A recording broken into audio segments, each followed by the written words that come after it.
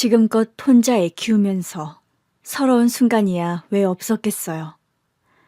그러나 그날은 정말이지 치가 떨리게 수치스럽더라고요. 사부인은 등장부터 저를 아래로 깔보며 등장했어요. 옷은 또 어찌나 화려하던지 수수하게 입은 내가 괜히 초라하게 느껴지더라고요. 혼자 딸을 키우셨다고요? 예, 그랬습니다만. 인사도 없이 다짜고짜 그렇게 묻는데 말문이 턱 막히는 겁니다. 딸도 전혀 예상하지 못한 건지 화들짝 놀라더라고요. 아니, 설마 누구 애인지도 모르고 낳으신 건 아닐 거 아니에요? 예? 그렇잖아요. 누구 애인지도 모르고 낳았다는 건 그만큼 사생활이 깨끗하지 못했다는 건데. 어머니! 딸이 놀라서 예비 시어머니를 부르더라고요. 그러나 제가 손을 들어 딸을 제지했어요. 도대체 무슨 소리가 하고 싶어서 이러는 건지는 끝까지 들어봐야겠더라고요. 계속 말씀하세요. 그러니까 제 말은 우리 아들은 양가 부모도 온전히 있고 출처가 확실하다 이거죠. 그런가요? 그럼요. 적어도 대개 따님보다는 분명하다 이겁니다. 그래요. 양가 부모님이 다 계시니 출처가 분명히 있다고는 보입니다만 그 출처가 온전한지는 잘 모르겠네요. 예? 지금 뭐라고 하셨어요? 그렇잖아요. 사돈지간 될지도 모르는 사이에 처음 만나는 자리인데 예의도 없고 하고 싶은 말만 하시니 저도 그 출처의 수준이 좀 의심됩니다만. 지금 수준이라고 했어요? 근본도 없이 자란 댁의 딸보다 우리 수준이 낮겠어요? 근본이 왜 없습니까? 얘를 낳은 게 전데. 그리고 수준은 모르는 거죠. 양보다 질이라는 말도 있지 않습니까? 상견례 자리는 파국으로 치닫기 시작했어요. 순간 저도 아차 싶긴 하더라고요. 우리 딸을 생각해서 좀 참아야 했나 싶다가도 이 상황을 참아주는 게 정말 내 딸을 위한 건지는 모르겠더란 말이죠. 내가 우리 딸을 어떻게 키웠는데요. 남의 집에서 파출부하면서 키웠어요. 예비 사부인이 저러는 이유는 내가 미혼모인 것도 모자라 겨우 파출부라는 게 더 못마땅해서였겠죠. 처음부터 파출부하고 싶어서 하는 사람도 있나요? 물론 직업정신이 투철해서 가정부 일을 좋아하는 사람도 있을 순 있죠. 근데 저는 아니었어요. 저도 20살 때까지는 살림이라곤 한 번 해본 적도 없는 도시 여자였어요. 대학 갈 정도로 넉넉한 형편은 아니었어도 사무실에 취직해서 정갈하게 옷 입고 출퇴근하며 살았어요. 우리 딸을 낳기 전까지는 말이죠. 그 차 한 잔을 같이 하다가 생각보다 멀쩡한 사람 같다 싶어서 몇 번 더 만났죠. 그 사람이 내 인생 처음이자 마지막 연애 대상이었어요. 그 후로는 누굴 만난 적도 없어요. 우리 딸이 태어났으니까요. 홀로 딸을 낳은 뒤 애를 키우며 할 수 있는 일을 찾다가 파출부를 시작했어요. 애를 데리고 와도 된다는 부자노인 할머니 집에서 일을 했는데 그 할머니가 우리 딸을 참 예뻐해 주셨어요. 덕분에 저도 좀 살았죠. 딸이 초등학교 들어가기 전까지는 그 댁에서 지냈어요. 할머니가 돌아가시면서는 또 다른 집을 전전했지만 그 할머니를 만나지 않았다면 제 미혼모 생활은 시작부터 고난과 역경만 있었을 거예요. 우리 딸은 검사예요. 어릴 때 살았던 그 할머니 댁에 법전이 있었어요. 알고 보니 할머님 남편분이 판사셨다고 하더라고요. 먼저 돌아가신 뒤로는 혼자 지내셨는데 자식들도 아버지가 돌아가시면서 상속을 다 받은 뒤라 잘 찾아오지도 않는다고 하더라고요. 그 집에서 자란 제 딸은 한글을 일찍 깨쳤는데 다 그 할머니가 가르쳐 주신 덕분이었어요.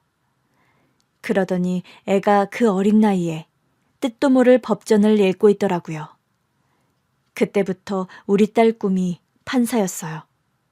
제 생각엔 그 할머니의 영향이 아니었나 싶어요.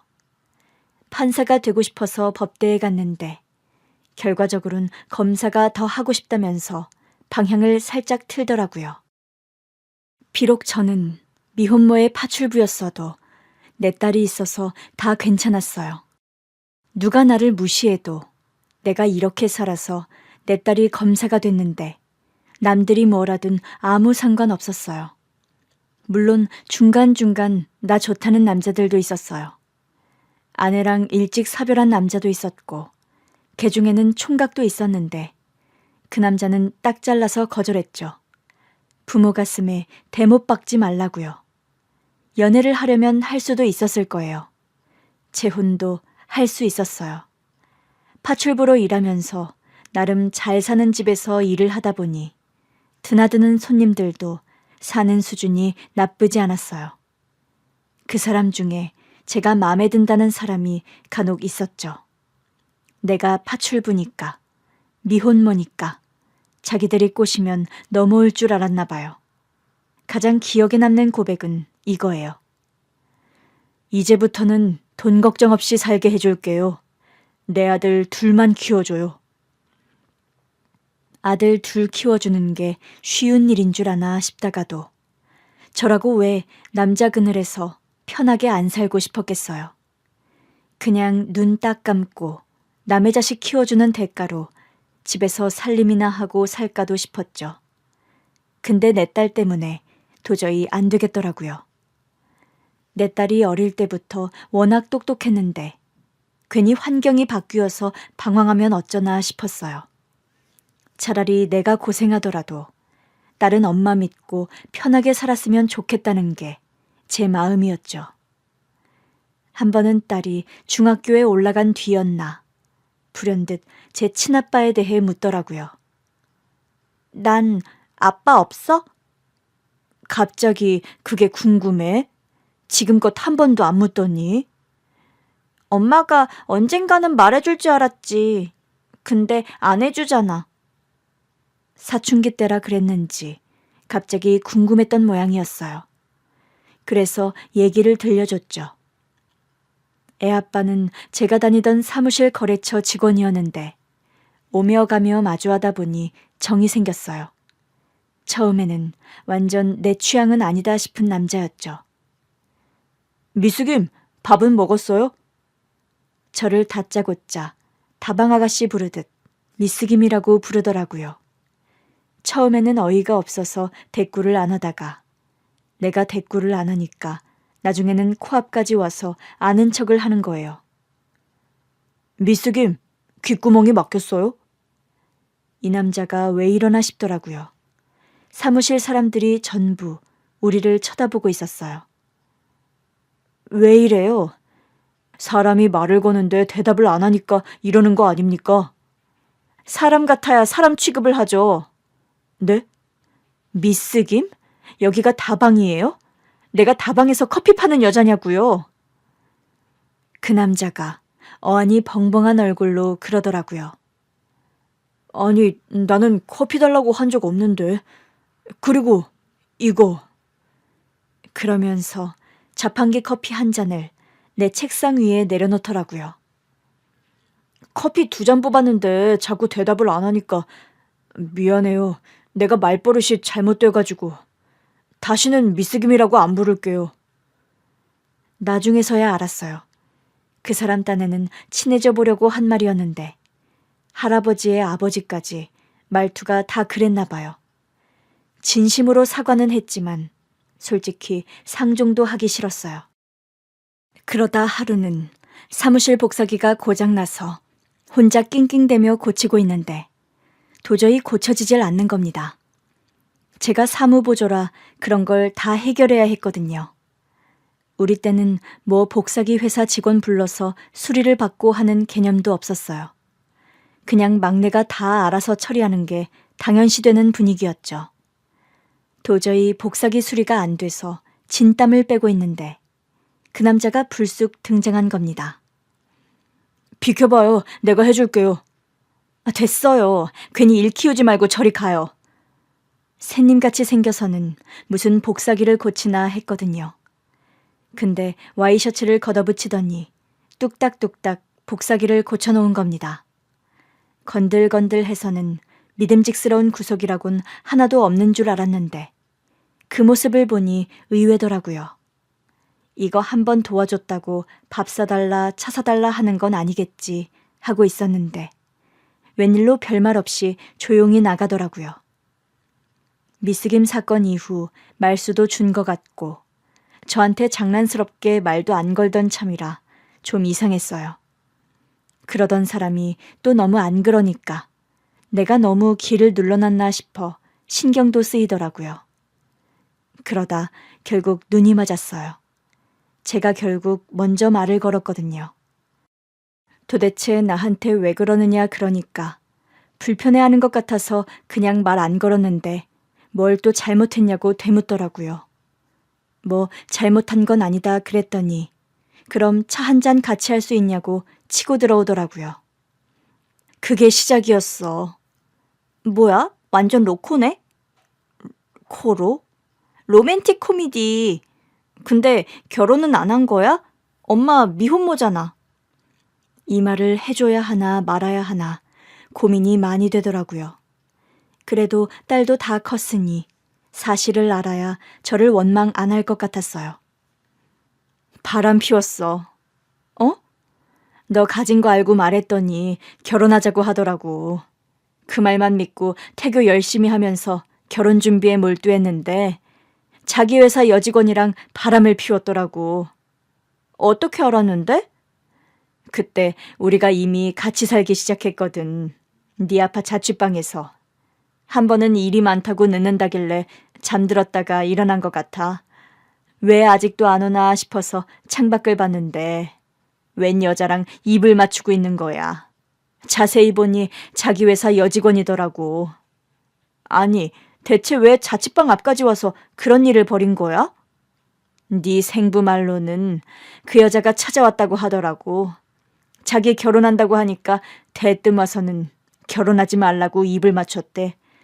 그러면서 사실은 호감이 있어서 몇 번 만났다고 하더라.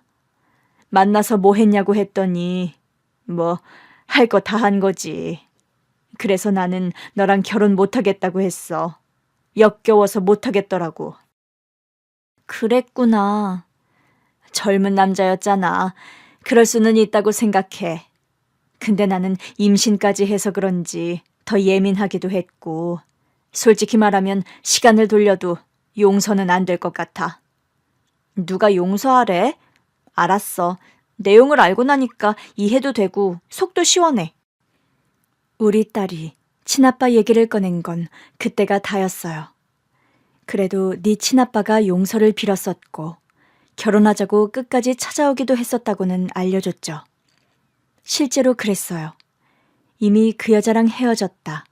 그냥 내가 임신했다고 하고 정말 결혼할 때가 되니까 괜히 심란했던 것 같다 그러는데 너만 심란하냐 임신한 내가 더 심란하다.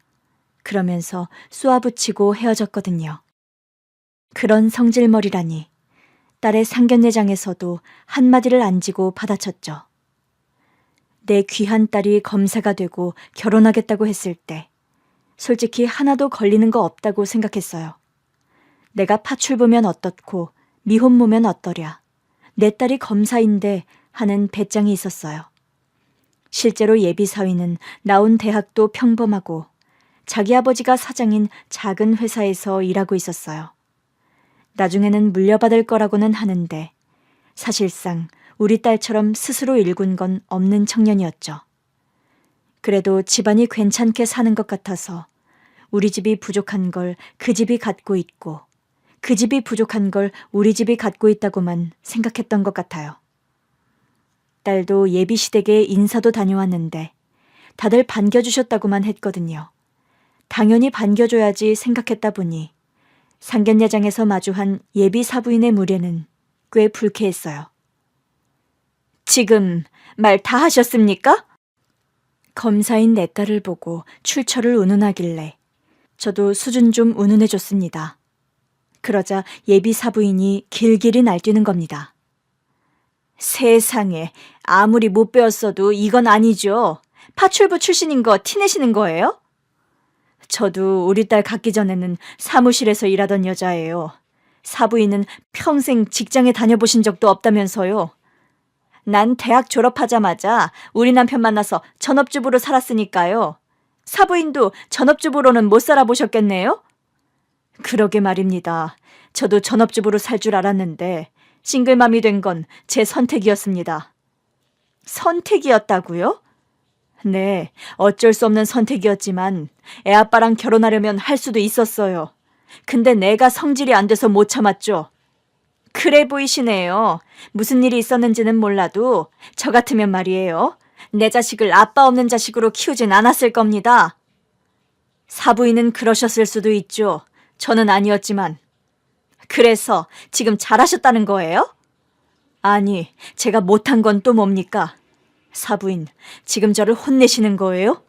제 선생님이세요? 아니, 뭐 이런 여자가 다 있어? 뭐라고요? 이런 여자? 이봐요, 사람이 근본을 알아야 사람이지. 안 그래요? 우리 애 아빠도 평범한 회사원이었어요. 됐습니까? 그걸 말로만 해서 어떻게 아느냐고요? 그때였어요. 우리가 있던 방문이 벌컥 열리더니 글쎄 애아빠가 등장한 겁니다. 아니, 당신이 여길 어떻게 알고 왔어?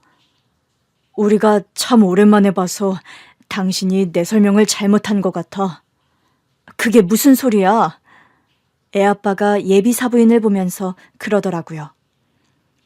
저는 이제 평범한 회사원은 아닙니다. 예비 사부인이 화들짝 놀라더라고요. 어디 예비 사부인만 놀랐겠어요. 우리 딸은 물론이고 그 자리에 있던 모든 사람이 다 놀랐어요. 엄마, 저분이 내 친아빠야?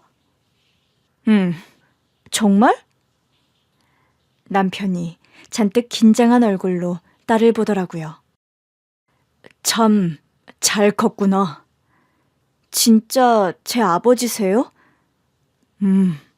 내가 죄인이야. 내가 미안하다. 사연을 알고 있는 딸은 깊은 한숨을 내쉰 뒤 저를 봤어요. 혹시 엄마가 부른 거 아니야? 그럴 리가. 지금껏 연락 한 번 한 적 없는 걸. 그런데 그때였어요. 그때까지 가만히 있던 예비 바깥사돈이 다급히 사부인을 부르더라고요. 여보, 꿇어. 당신 지금 뭐라고 했어? 꿇으라니? 설마 나더러 무릎을 꿇으라는 거야? 누구한테? 사부인한테? 글쎄, 꿇으라면 꿇어. 싫어. 내가 뭘 잘못했다고? 제 친아버지 나타났다고 내가 뭐 석고대죄라도 해야 한다는 거야? 당신 진짜 이럴 거야? 당신이야말로 왜 이래? 당신도 제 엄마가 미혼모의 파출부 출신인 거 마음에 안 든다고 했잖아. 당신 조용히 안 해. 왜 이제 와서 발뺌이야? 나 혼자 그런 거 아니잖아. 당신도 며느리감이 검사인 건 좋지만 집안이 너무 별로라고. 친아버지가 누군지라도 알아야겠다며. 듣고 정 별로면 혼사를 멈추던지 친정이랑 연을 끊으라고 해야겠다며. 여보. 예비 사돈 부부가 다투고 있는데 애아빠가 그 사람들한테 성큼성큼 다가가더라고요. 한 달 만에 보내, 최 사장. 그런데 애아빠가 예비 바깥사돈에게 반말을 하는 겁니다. 그러자 바깥사돈도 황급히 애아빠한테 고개를 숙이더라고요. 아이고, 대표님, 제가 잘못했습니다. 그러자 예비 사부인이 당황하더라고요. 여보, 당신 왜 그래? 당신은 사부인한테 빌어. 여기 계신 분, 우리 하청 주시는 분이야. 뭐? 우리 대표님이 하청 안 주시면 우리 회사 망해. 그러자 예비 사부인이 화들짝 놀라면서 제 앞에 바짝 엎드리더라고요. 사부인, 제가 잘못했습니다. 제가 감히 검사 며느리 보면서 이것저것 따지려고 들었네요. 사람 욕심이라는 게 왜 하나를 가지면 둘을 갖고 싶고 그렇잖아요? 제가 미쳤었나 봐요. 아니, 갑자기 왜 이러시는 거예요? 사부인 댁이 우리 애 아빠한테 하청받는다고 이러시는 거예요? 어차피 이 사람은 나랑 부부도 아니고 법적으론 내 딸 아빠도 아닙니다. 사부인도 참, 지금 그게 중요한 게 아니잖아요. 대표님 표정 좀 보세요. 애 아빠 얼굴이 시뻘겋게 달아올라 있더라고요. 화가 머리끝까지 났을 때 표정이긴 한데 제 입장에서는 저 인간이 갑자기 등장한 게 더 의아했어요. 당신 어떻게 여기 온 거야? 어떻게 알고? 혹시 우리 어떻게 사는지 다 알아보고 있었어? 미안해. 사실 다 알고 있었어. 우리 딸이 검사된 것도 결혼 앞둔 것도. 뭐? 그럼 우리 어디 사는지도 알고 있었어? 당신이 사는 전셋집 얼마 전에 내가 샀어. 뭐야, 주인 바뀌었다더니 그 집도 당신이 산 거라고? 내가 사놓으면 당신이 평생 살 수 있으니까 내가 그렇게 해주려고 했지. 아니, 이게 지금 뭐 하자는 거야? 도둑도 아니고 슬금슬금 우리 모녀 삶에 끼어들겠다는 거야? 그건 아닌데 그냥 조용히 도와주려고만 했는데 이 옆방에서 가만히 듣고 있자니까 어이가 없잖아. 혹시 예비 사돈댁이 당신 회사 하청인 것도 알고 있었어? 알고 있었지. 근데 이런 사람들일 줄은 몰랐지. 예비 사돈 부부가 고개도 못 들고 쩔쩔매더라고요. 그러자 예비 사위까지 애 아빠 앞에 무릎을 꿇었어요. 장인어른, 저를 봐서 한 번만 용서해 주십시오. 아니, 내가 뭐 용서하고 말고 할 자격이 있는 건 아닌데 자네 뭘 보고 용서하라는 거야?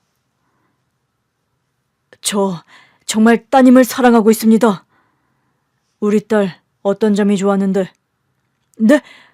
그게 제가 회사 일 때문에 법원에 갔다가 첫눈에 반했습니다.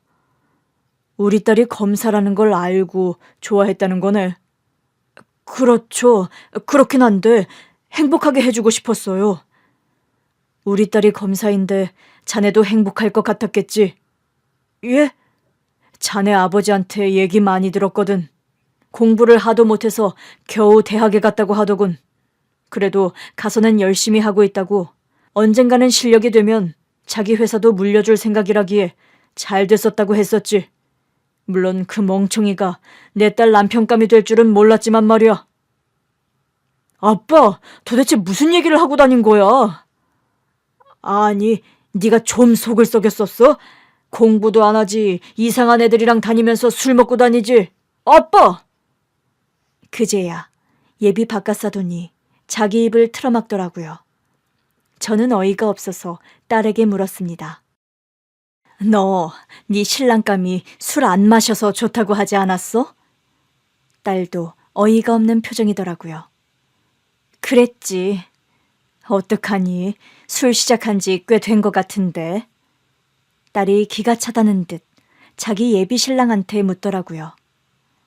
술 한 잔도 못 마신다며. 그게 지금은 그래. 한 잔도 못 마셔. 하도 오래 안 마셨더니. 내가 어릴 때 실수를 좀 했어. 그때는 왜 그렇게 반항해하고 싶던지. 그런데 딸이 한숨을 내쉬더라고요. 지난번에 전화했는데 친구가 받더라. 언제? 자기 만취해서 쓰러져 있다고 좀 데리러 와주면 안 되냐고 그러는데 바쁘다고 하고 끊었어. 내가 거짓말한 거 알고 있었다고? 왜 거짓말한 건지가 궁금하던데? 그날 진짜 오랜만에 마신 거야. 근데 왜 안 물어봤어? 일이 바빠서 깜빡하고 있었어. 결혼하기로 한 남자니까 웬만하면 믿고 싶었거든. 바람 피운 것만 아니면 괜찮다고 생각하려고 했어. 그러면서 딸이 슬쩍 제 아빠를 보더라고요. 애 아빠는 잽싸게 눈을 피했죠. 근데 나한테는 모범생이었다고 했잖아. 그저 공부만 열심히 했는데 성적이 안 나와서 스트레스가 많았다며. 우리 딸의 말에 예비 사돈 부부가 자기들도 모르게 푹 하고 웃음을 터뜨리더라고요. 자기 아들의 거짓말이 자기들이 듣기에도 웃겼던 모양이에요. 그러나 우리 딸은 머리끝까지 화가 뻗쳐 있었죠. 진짜 어이가 없다. 대체 그런 거짓말은 왜 한 건데? 내가 자기보다 학력이 부족하잖아. 이렇게라도 안 하면 자기가 날 안 받아줄 것 같아서. 내가 그런 사람으로 보여? 아니지. 자기가 나를 조건으로 보고 있으니까 그랬겠지. 어? 내가 검사 아니었어도 나랑 결혼했을 것 같아? 그걸 말이라고 해. 나 진짜 첫눈에 반했다니까. 거짓말. 거짓말 아니야. 자기가 내 조건을 보니까 나도 자기 조건에 연연할 거라고 생각한 거잖아. 그게 아니면 왜 거짓말을 해? 아버님 회사도 뭐 하청이라고? 나한테는 어엿한 중소기업이라고 하지 않았어? 그냥 우리 엄마한테는 작은 회사라고 하자고 겸손하게 말하고 싶다고 했었잖아. 근데 진짜 겸손한 규모였던 거네? 아니, 그게 자기한테 그 정도는 된다고 해야 자기도 나를 믿고 결혼할 것 같으니까. 이것 봐. 자기도 지금 우리 아빠 회사가 하청업체라고 하니까 갑자기 구미가 확 떨어진 거 맞잖아. 구미가 떨어져? 내가 지금 물건 사는 거야? 자기 조건 보고 구미가 당기고 말고 하게? 그래서 자기는 내 이 모든 조건을 보고도 결혼할 생각이 있다고? 아니, 생각해봐야 할 것 같아. 그것 봐. 내가 거짓말 안 했으면 여기까지 오지도 못했을 거라고. 아니, 조건 때문이 아니라 자기가 나한테 거짓말을 했기 때문에 다시 생각하는 거야. 도대체 날 뭐로 본 거야? 그래, 너 좋은 대학 나왔고 검사야. 나도 알아. 그래서 우리도 최대한 네 흠잡아서 동등한 입장에서 결혼식 치르려고 했어. 뭐? 내 흠을 일부러 잡았다고? 자기 흠이라도 강조해야 결혼이 될 것 같으니까 그랬지. 너 지금 우리 엄마를 내 흠이라고 한 거니? 예비 사위가 또 당황하더라고요. 세상 사람들 기준에서 보면 흠으로 보일 수 있는 거니까 나는 절대 장모님이 흠이라고 생각 안 하는데 내가 못났다 보니까 그렇게라도 흠을 잡으려고 했다는 거지.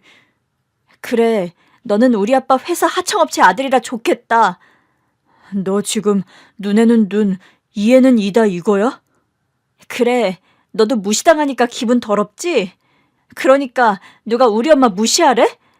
너도 똑같이 느껴보라고 흉내 좀 내봤다.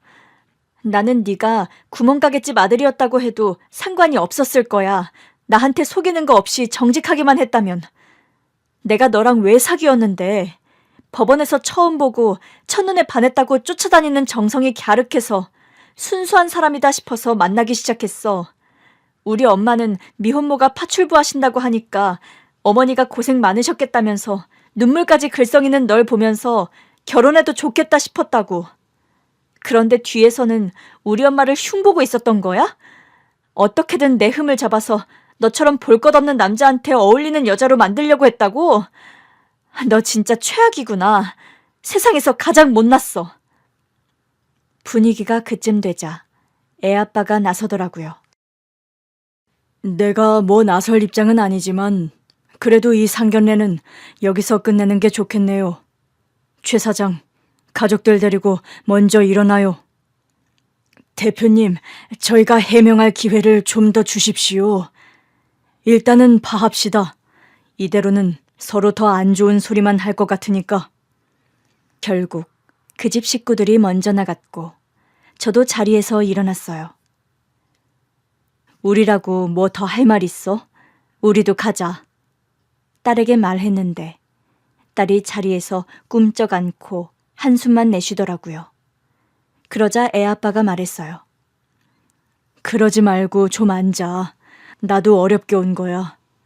원래는 나설 생각은 절대 없었는데 저 인간들 하는 소리가 하도 어이가 없어서 홧김에 나섰어. 애아빠가 딸을 보며 말했어요. 내가 미안하다. 일단은 얌전히 있다가 따로 손을 봐줘야 했는데.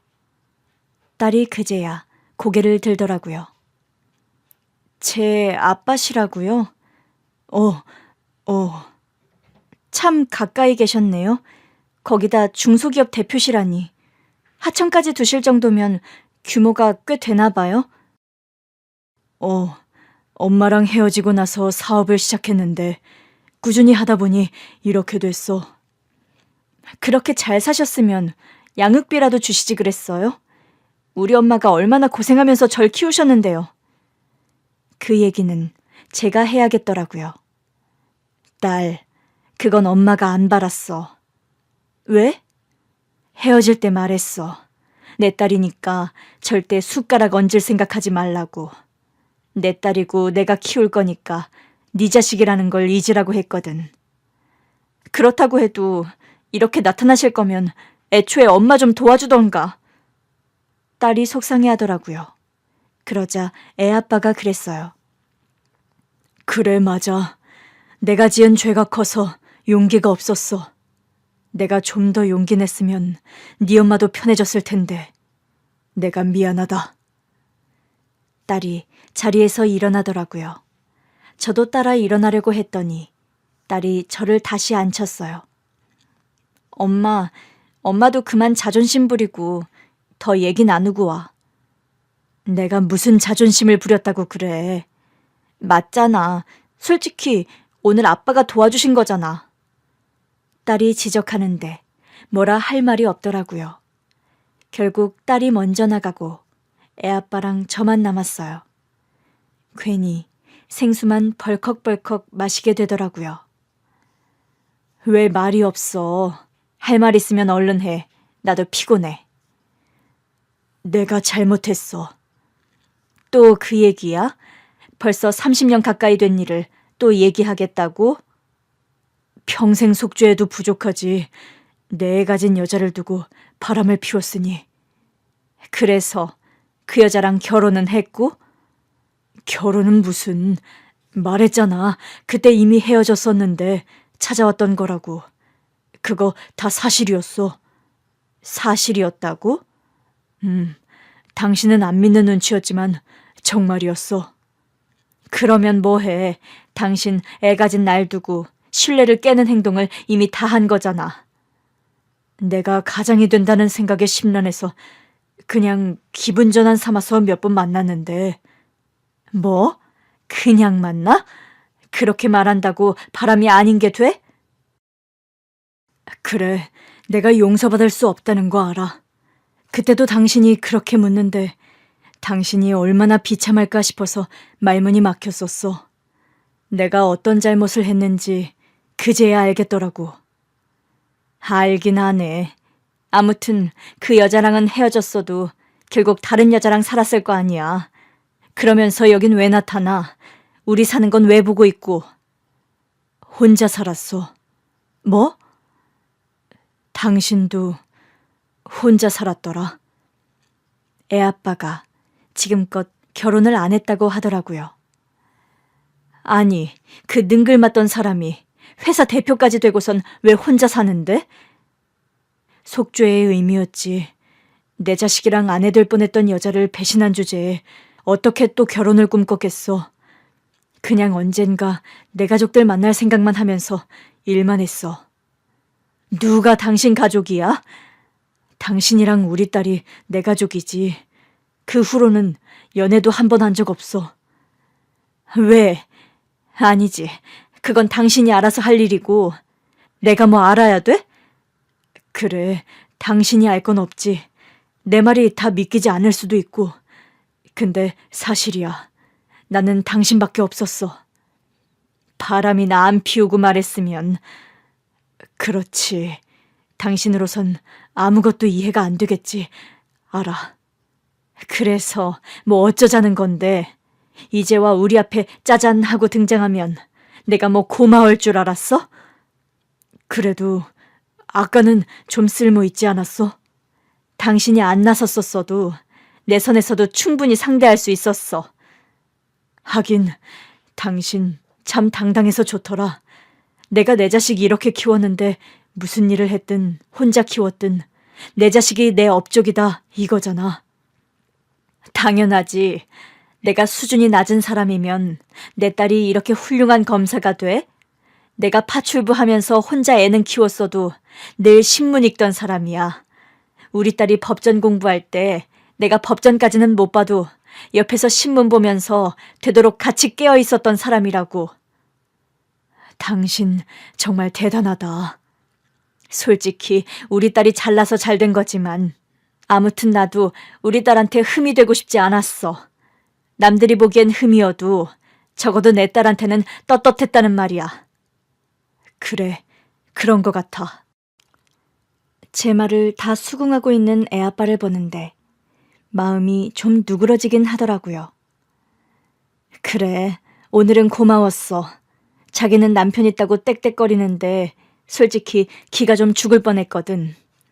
어떻게 당신 회사 하청이래? 참 기가 막힌 우연이네. 결국 우리가 다시 만나려고 그런 거 아닐까? 어디서 또 수작이야? 그러지 말고 우리 이제라도 같이 살아보는 건 어때? 그때는 나도 어려서 책임감이라는 게 부담스러웠던 것 같아. 그러니 나가서 헛짓거리하면서 당신 속을 뒤집었겠지. 근데 지금 와보니 내가 책임지고 싶은 사람이 있다는 게 행복이더라고. 나는 평생 그 행복을 모르고 살았어. 그 행복은 꼭 당신이랑 우리 딸이랑 누리고 싶었으니까. 누가 누리지 말래? 내가 얘는 내 딸이다. 당신은 신경 쓸 거 없다 했잖아. 그래. 그래서 우리 딸이 법대 들어가고 나니까 차마 연락을 못 하겠더라. 그게 무슨 소리야? 그 즈음에 회사가 탄탄하게 자리 잡았거든.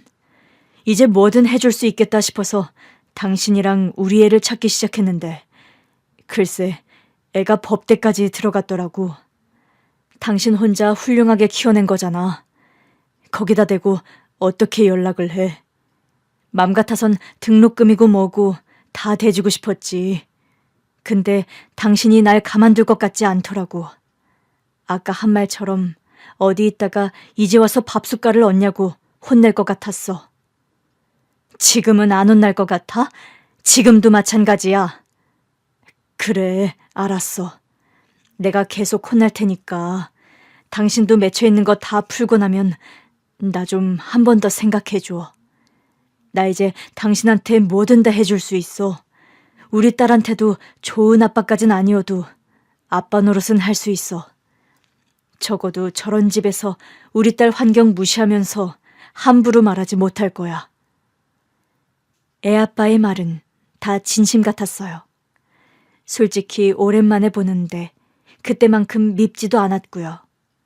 다만 마무리가 안 좋았다 보니 습관처럼 자꾸 화를 내게 되더라고요.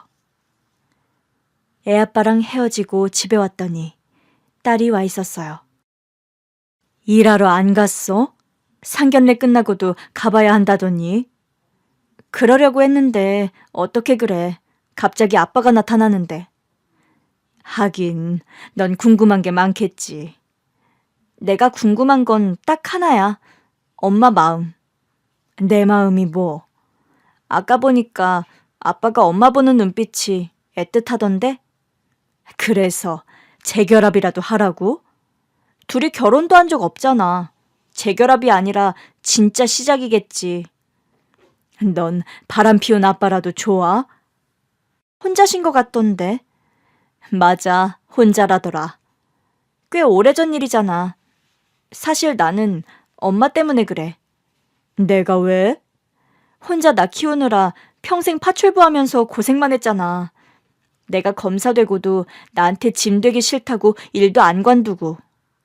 그러게 파출부라도 관뒀어야 그런 소리를 안 들을까 싶긴 하더라. 난 엄마가 파출부인 건 아무렇지도 않아. 그런 남자를 믿고 결혼까지 하려고 했다는 게 좀 충격적인 거지. 엄마 딸 헛똑똑인가 봐. 누가 우리 딸더러 헛똑똑이래? 맞잖아, 나 헛똑똑이. 남자 보는 눈이 없었네. 아빠가 없이 자라서 그런가? 그건 그럴 수도 있지. 우리 모녀는 잠깐 시무룩해졌어요. 황당한 상견례를 겪고 난 뒤라 둘 다 많이 싱숭생숭했던 것 같아요. 그러나 곧 딸이 맛있는 저녁을 먹자며 나가자고 하더라고요. 딸과 함께 좋은 데서 맛있는 걸 먹고 오니 기분이 좀 나아지긴 하더라고요. 그 사이 아빠에게서 문자가 와 있었어요. 애는 좀 어때? 그래서 답장을 보내줬죠. 저도 힘들 텐데 나 위로하겠다고 맛있는 거 사줬어. 파출부는 관둘까 봐. 우리 애가 검사되고 나서 관두라고 그렇게 노래를 불렀는데 내가 고집을 피웠거든. 애한테 짐되기 싫어서. 1분도 안 지나서 답이 오더라고요. 그럼 당신 힘드니까 그건 그만해도 되지. 당신 딸한테 짐될 거 없어. 이제 내가 있잖아. 옛날 버릇이 그대로 나오더라고요. 제가 방심한 틈을 타서 치고 들어오는데 순간 마음이 좀 약해졌어요. 당신 집은 어딘데? 한번 와볼래? 다음날 저는 파출부 하던 집에 관두겠다는 의사를 전했어요. 그 집에서도 워낙 자주 있는 일인데 저는 좀 오래 있었다면서 고맙다고 하더라고요. 그런 뒤 참 오랜만에 밖에서 애아빠를 만났죠. 당신 왔어. 누가 들으면 부부인 줄 알겠다. 그래도 이게 편하고 좋잖아. 우리 둘 다 같이 사람이 있는 것도 아니고. 저는 모른 척 남편의 집으로 들어갔습니다. 아파트 살아? 단독주택으로 갈까도 했는데 혼자 살기엔 너무 커서 당신이 원하면 언제든지 이사는 갈 수 있어. 난 아파트가 좋거든. 당신이나 전원주택의 꿈이 있었지. 그랬나? 내가 이래봬도 도시 여자잖아. 당신은 어릴 때 시골에서 살았다며. 그랬었지. 당신이 좋다고 하면 나는 아파트도 좋지. 당신이랑 살 수 있다면 어디든 어떻겠어. 자꾸 능글맞게 재결합을 유도하는데 딱 잘라 말했어요. 내가 오늘 보자고 한 건 우리 딸 결혼 문제로 상의할 게 있어서야. 그럼 뭐든 말해. 나야 도움이 되면 좋지. 그 집 말이야. 결혼시켜도 괜찮은 집이야? 결혼시킬 생각이요? 우리 딸이 꽤 실망한 눈치긴 한데 그래도 고민해보겠다고 하더라고. 그냥 깨는 게 아니라. 응. 남자친구 앞에서는 뭐라고 쏘아붙이긴 했지만 남자친구가 늘 자기 눈치를 많이 봤었대.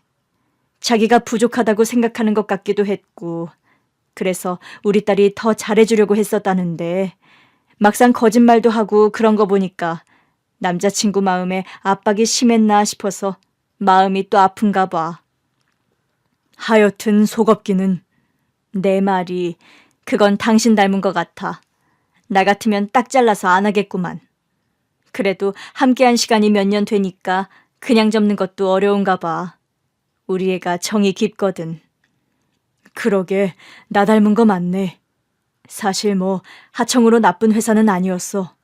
나름 재정도 탄탄하고 운영도 정직하게 하는 회사라 하청 중에서 가장 오래된 회사긴 해. 그래? 뭐 작은 회사긴 해도 아들이 물려받을 정도는 될 거야. 내가 알기론 그 아버지 때부터 계속 해온 회사거든. 그러면 꽤 오래된 회사네. 그렇게 오래됐는데도 탈 없이 운영된 회사라서 우리도 믿고 맡겼던 거야. 그런데 실제로도 괜찮더라고. 그래서 재계약할 때마다 조건도 점점 더 좋게 해주고 있어. 우리 회사만큼 좋은 조건으로 계약 제시하는 것도 없긴 할 거야. 그래도 나로선 믿고 맡길 하청이 있다는 게 진짜 고마운 거거든. 생각보다는 멀쩡한 집안이네. 아마 우리 딸이 검사라 자기 아들이 위축돼 살까봐 더 그랬던 게 아닌가 싶어. 안 그래도 최 사장이 연락을 해왔더라고. 뭐라고? 아들이 하도 우리 딸한테 쩔쩔매길래 자기네 부부가 아들을 가스라이팅 하듯이 계속 그 생각을 주입했대. 우리 딸이 아무리 검사라고 해봐야 파출부 미혼모 손에 컸다. 그러니 위축될 거 없다 그러면서. 아무리 그래도 그렇지 자기 자식만 중요해? 나는 고사하고 내 자식이 상처받을 건 생각도 안 했던 거잖아. 그리고 뭐라고 했어? 정 나랑 말이 안 통하면 나랑 연을 끊고 살게 할 생각이었다고? 그것도 그냥 센 척한 거였다고 하더라고. 그렇게 말해야 당신이 듣는 척이라도 해줄 것 같아서 그랬나 봐. 당신은 그 말을 믿어? 꽤 오래 본 사람이라서 교양은 좀 없어도 우직해. 정말이야? 그럼 내가 설마 우리 딸 혼사를 두고 엉뚱한 소리를 하겠어? 애아빠가 그 정도로 말을 하니 아주 막장 집안은 아니구나 싶긴 하더라고요. 그날 저녁, 애아빠가 태워다 주겠다는 걸 고사하고 집으로 돌아왔는데 집 앞에 예비 사위가 와 있더라고요. 무슨 일인가? 어머니, 정말 죄송합니다. 제 앞에 무릎을 꿇더니 서럽게 울더라고요. 제가 학창시절부터 사고를 많이 쳤어요. 근데 지금은 다 후회해요. 이렇게 멋진 아내를 만날 줄 알았으면 저도 공부 좀 하는 건데 구색이라도 맞게 조금 더 좋은 대학이라도 나왔어야 했는데 하고요. 왜 그랬던 건데? 아버지 회사 물려받을 거라 그냥 막 살았어? 아니요. 오히려 물려받고 싶지 않아서 말을 더 안 들었어요. 부모님이 하라고 하는 걸 다 반대로만 하고 다녔으니까요. 근데 그렇게 살았더니 결국 아버지 회사로 들어오는 것 외에는 먹고 살 방법이 없더라고요. 부모님은 이제라도 열심히 배우면 된다고 하셨고 저도 그래서 이제는 부모님 속 안 속이고 성실하게 살아야겠다 하던 차에 아내한테 첫눈에 반했던 거예요. 그 말은 사실인 거야? 그럼요. 진짜 첫눈에 반했어요. 솔직히 아무리 검사라고 해도 지나가는데 무턱대고 만나달라고 할 수는 없는 거잖아요. 진짜 태어나서 처음으로 첫눈에 반했는데 그래서 무턱대고 쫓아다니기 시작했는데 제가 내세울 게 너무 없는 거예요. 자넨 아버지 회사도 있었잖아. 그건 솔직히 제 능력으로 일군 게 아니잖아요, 아직은. 제가 나중에 물려받아서 잘 운영하면 또 모르겠는데 이 사람 처음 만났을 때는 더더구나 밑바닥부터 시작할 때라 더 아버지 회사를 운운할 순 없었어요. 그런데도 여자친구가 제 열정을 받아주더라고요. 잘 좀 살 걸 싶고 이제라도 잘 살아야겠다 싶었는데 과거는 숨기고 싶었어요. 도대체 얼마나 잘못했는데 상견례장에서 들은 것보다 심한 거야? 아니요, 그건 아닌데 그래도 저는 부끄러워요. 어린 나이에 노는 애들이랑 어울려 다니면서 술 먹고 집에도 안 들어가고 그랬으니까요. 여자친구가 워낙 올곧은 사람이었다 보니 그런 제 전적을 들으면 실망할 것 같았어요. 절대 내 인생에서 2번 다시 못 만날 여자라는 생각 때문에 저도 모르게 거짓말까지 했던 것 같아요. 정말 잘못했습니다. 저희 부모님이 저지른 무례도 용서해 주세요. 조만간 사과 꼭 하고 싶으시다고 제발 좀 만나달라고 부탁하셨어요. 밥은? 네? 저 회사 끝나고 바로 오는 길이라 여자친구가 전화를 안 받아줘서요. 들어와. 밥 먹다 보면 올 거야. 정말요? 뭐해. 동네 사람들 다 보는데 언제까지 거기서 무릎을 꿇고 있을 거야?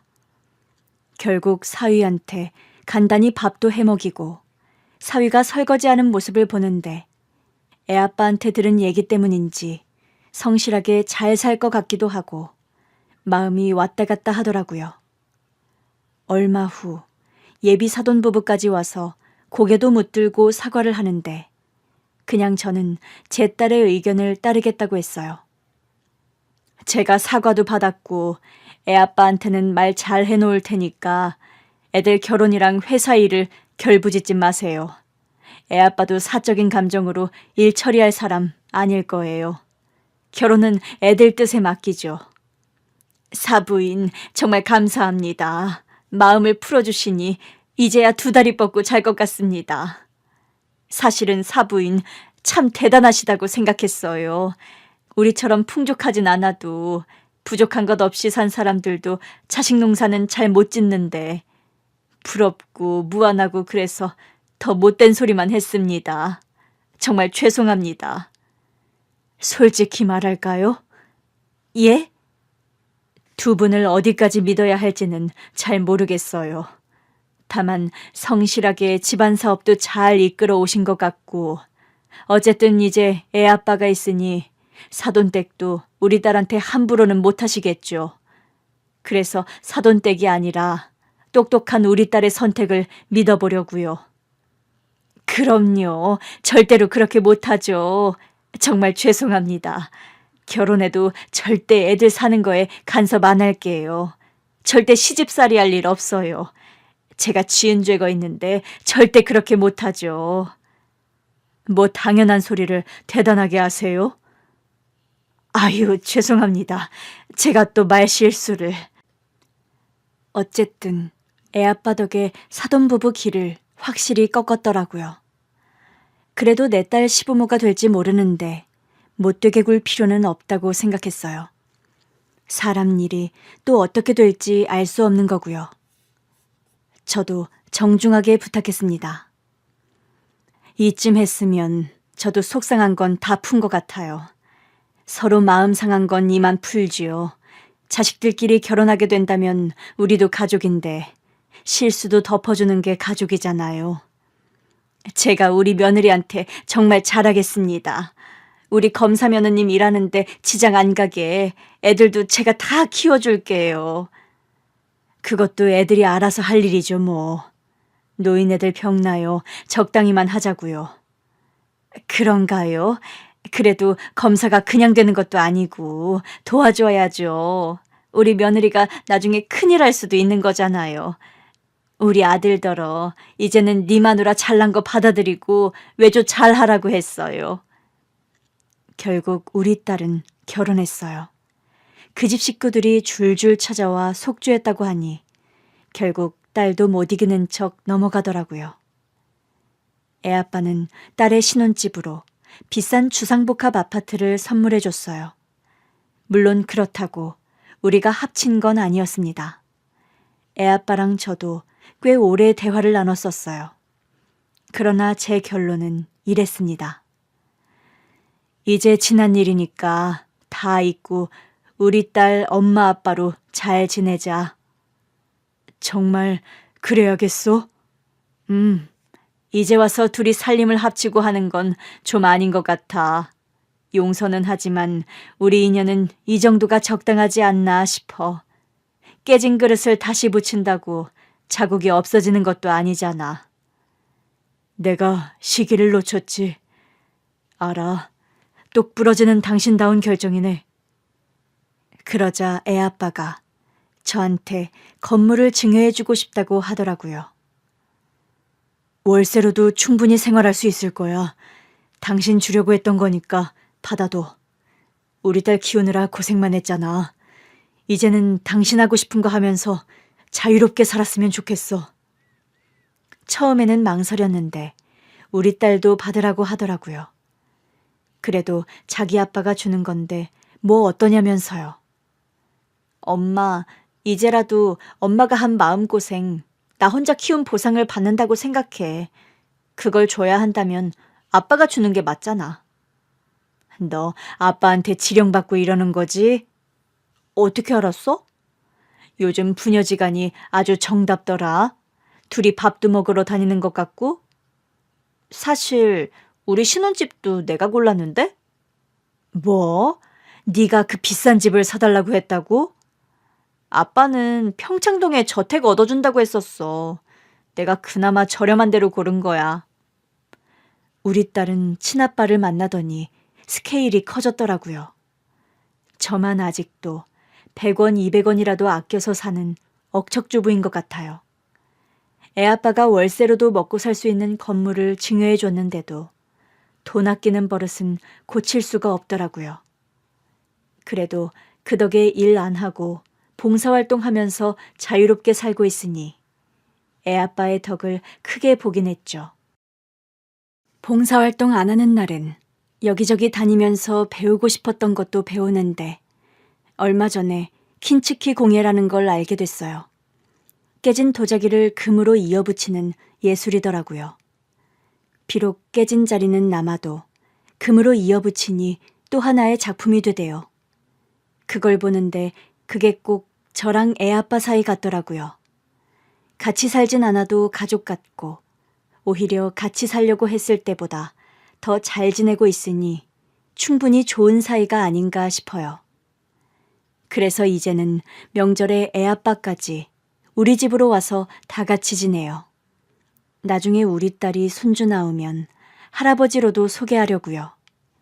그렇게 한 집에서 명절도 보내고 나중에 손주 볼 생각까지 하면 이게 뭐 하는 건가 싶다가도 결국 딸로 맺어진 가족이잖아요. 없는 것보단 있는 게 든든하긴 하더라고요. 우리 딸도 내색은 안 했어도 아빠의 품이 그리웠던 건지 아빠 앞에서는 어리광도 피우더라고요. 고생하며 산 딸도 잘 컸고 이제는 경제적인 자유도 생겼으니 우리 가족의 건강과 행복을 기원하면서 좋은 일도 더 많이 하며 살려고요. 그래서 이왕이면 돌아온 애아빠도 건강하게 살아서 우리 딸의 곁을 오래오래 지켜주었으면 해요. 저도 혼자 딸을 키울 때보다는 애아빠가 있다는 게 내심 더 든든한 건 어쩔 수 없네요.